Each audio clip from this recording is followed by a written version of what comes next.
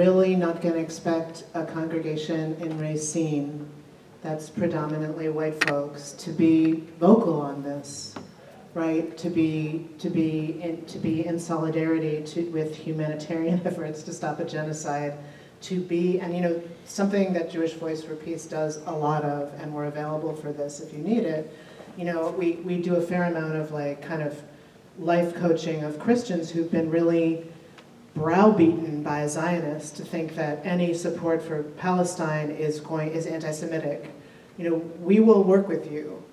You know, but it's really important that folks like you are vocal, because the Hasbara stuff is really powerful in shutting things down. And what they're doing now, many of the victims of the clampdown against anti-Semitic speech has been Jewish. It doesn't make any freaking sense, right? Because Janan is right. You have elders, you have Holocaust survivors. My favorite footage from this Grand Central shutdown, we're talking about a year and a half ago now, is the woman who was, she had crutches, and the New York City Police Department were arresting people, and she was like, "You're discriminating against me because I'm handicapped. You gotta arrest me too." You know, those are my people, right? Those are Jewish people. Those are Jewish grandmas. Those are Holocaust survivors who see what they lived through happening to other people. It's not hard, you know, but like M. Gesson, a wonderful Russian-American Jewish writer who writes for the Times and the New Yorker, called it like a couple days after October 8th and said, you know, Gaza looks like the Warsaw Ghetto, and lost the Hannah Arendt Prize, was you know, that was retracted in Germany. Her work was censored. You know, you can't even say what it is, so we need you all to say, like, this is reasonable, and we're not even these like crazy, you know, Hamas sympathizing Palestinians and Jews. We're a congregation in a Midwestern small city, and we see this. It's so important, the work that Pastor Darren does, for example, in his congregation. You know, we need to grow the movement, and you know, and we have been, you know, going from a small group to more and more. We know, and Janan will be modest about this, but she does prodigious interfaith work where she's invariably like the only Muslim person trying to move things along, and it's really impeded by really flawed definitions of what anti-Semitism is. So maybe we can open it up for questions, and we'll add to that, because we want to make sure that we use the opportunity to answer whatever questions you have.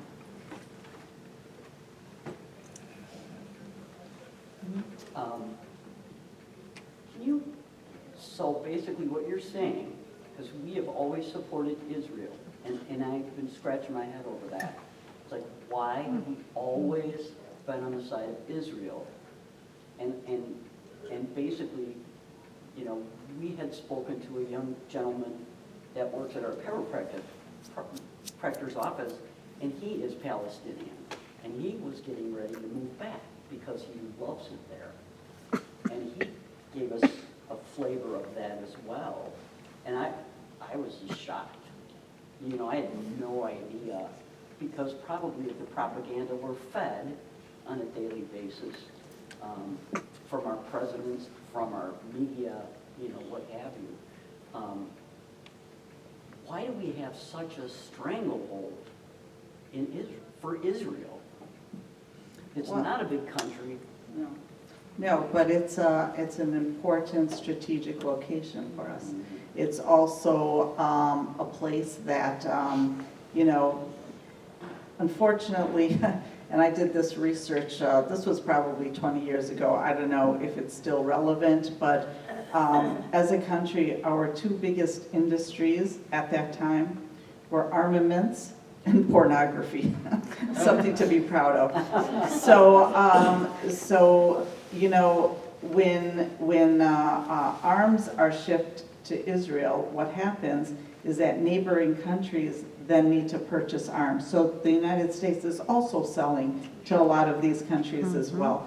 But most importantly, it's a strategic location. And whenever you're talking about a power that is really like a colonialist power, honestly, like an empire, having these strategic locations where you have all of these oil-rich countries very close by, it's incredibly important because, they don't own their oil, we own their oil, We want to go in wherever we want to take them. I mean, do we really think that if the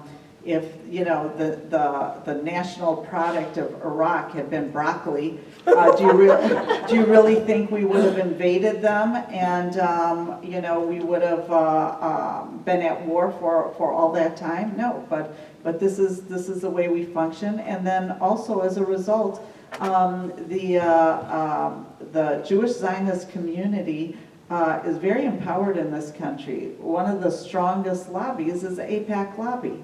And as we know, most of the Congress people, and we saw it happen even during this Gaza war, where we've had a couple of very, Congress people of color that were amazing people brought down because of their stand on the genocide and on Gaza. And so they have a strong stranglehold on a lot of people in government.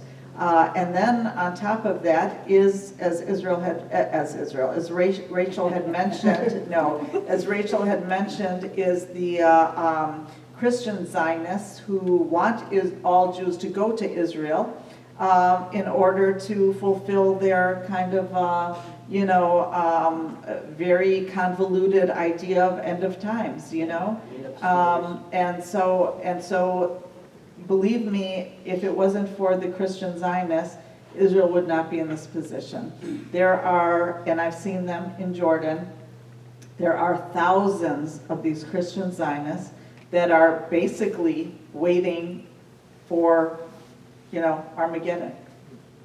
And that's a problem. And I think that the problem is that they're very outspoken, and a lot of other Christians and other groups tend to be a lot quieter. And I would really hope that we start working hard, and I know this is probably a 501c3, and I'm saying this in my own capacity, nothing to do with the church, but I think it's incredibly important for groups to take a look at who their elected officials are and make sure that they bring in representatives that represent them, and they need to work hard as hell to do that, because until we have people that really represent the masses, we've got special interests. We have special interests that are running this country.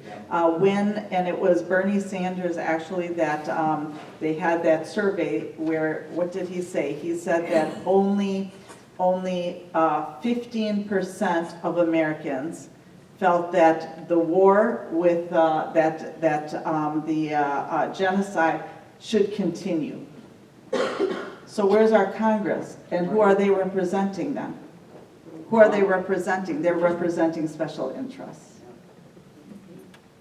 I'll just say a couple of quick things on top of that.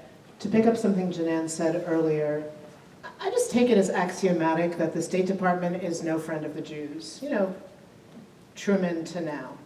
They're not thinking about Jewish safety. They're thinking about U.S. strategic safety. So in many ways, the creation of the State of Israel served Western powers, Europe and the United States, because Truman could not get many Jews in, even under the Displaced Persons Act, which was passed in the name of Ashkenazi Jewry, the saving remnant after the Holocaust. But there was tremendous opposition to bringing Jews here. And, I don't think any president ever has wanted to stake anything on the safety of actual Jews. So Israel is kind of a good place to put them. And I also want to pick up the other thing that Janan said. Well, before I do that, Israel has served as America's proxy in this hemisphere. So when there have been times where, there was a popular upsurge in the 1980s, for example, to say, well, we can't be shipping arms to El Salvador because they just murdered American nuns, not to mention Archbishop Romero. So, the Boland Amendment said to Congress, there has to be congressional approval. Israel did that. Iran-Contra, Israel was carrying water. We were supporting the Contra's not very nice people. And when the U.S. gets blocked in Congress from its, sort of imperial agenda, Israel is always on hand.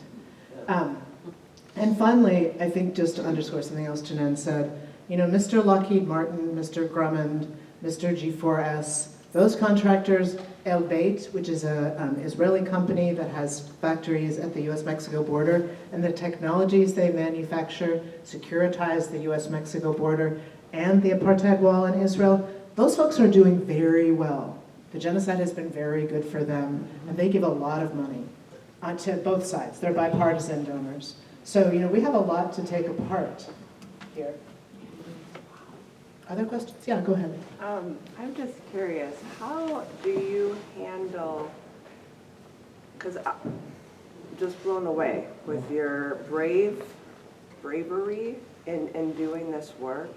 So how do you get over that fear, and has your lives ever been threatened? Thank you for that question. I'll speak for me and then Janan. So, Can you repeat it, Rachel? how do we deal with the fear? So, I know I don't look like this, but I really like this band, Pearl Jam. And, you know, Eddie Vedder has this beautiful line that is so true. The fear goes away. And, like, I think that there's probably stuff in the Bible that says this too. You know, like, if you're doing the thing that's right. Look, I avoided doing Palestine solidarity work until I was in my late 40s. Because I knew exactly what it was. In the Jewish community, you get one chance, you say something pro-Palestinian, you're done. I knew that, and I was struggling with my own Jewish identity and trying to find a way there. And I knew from some stuff I did in college, I knew that there was one shot, and then it came to a place where I couldn't stand it anymore. I couldn't stand it anymore as an anti-imperialist, as a leftist, as a progressive, as a human, as a mom. I just couldn't stand it anymore. And, you know, look, I know, long story, I know that there are Zionists who email my chancellor routinely calling for me to be fired. I don't know.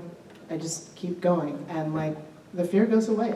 Like, and maybe there's, like, Christian traditions of when you're in the path. I don't know that my Bible, I should know it well, but, like, you know, you just do the thing. And then also the other piece of it is solidarity, right? I have come into such beautiful relationships with this work, and I'm so glad.